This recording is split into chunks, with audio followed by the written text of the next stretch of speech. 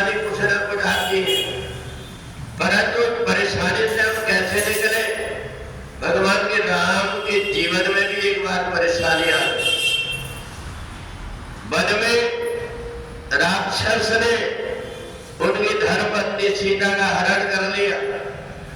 भगवान मन में विचार करने लगे कि प्रकृति के तत्वों का सम्मान करते हुए और मेरे को सीता की प्राप्ति कैसे हो, इस खोज में इधर उधर घूम रहे थे।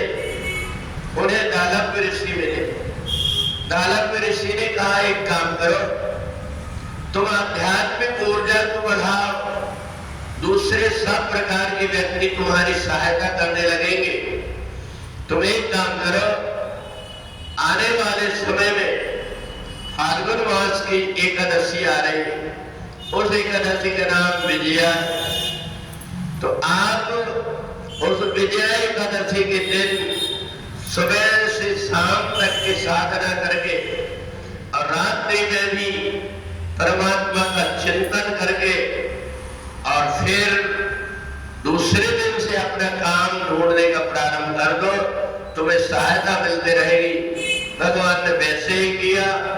100 योजन का समुद्र भी बांध लिए और वानर भालू जहां तहां से इकट्ठे होकर के आ गए।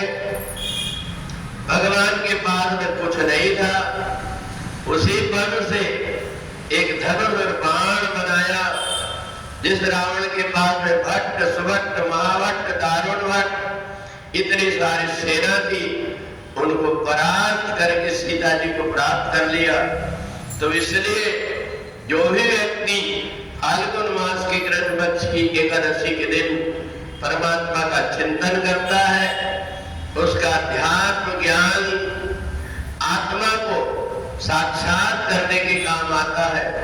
और हर काम में जहां विजय प्राप्त नहीं हो रही है, व्यक्ति को विजय प्राप्त होती है।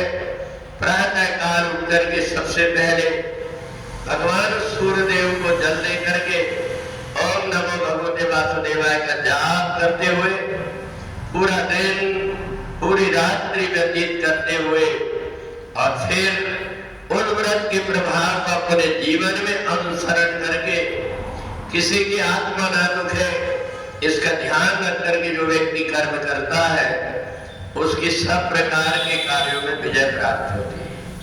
बोले वृंदावन बिहारी लाल।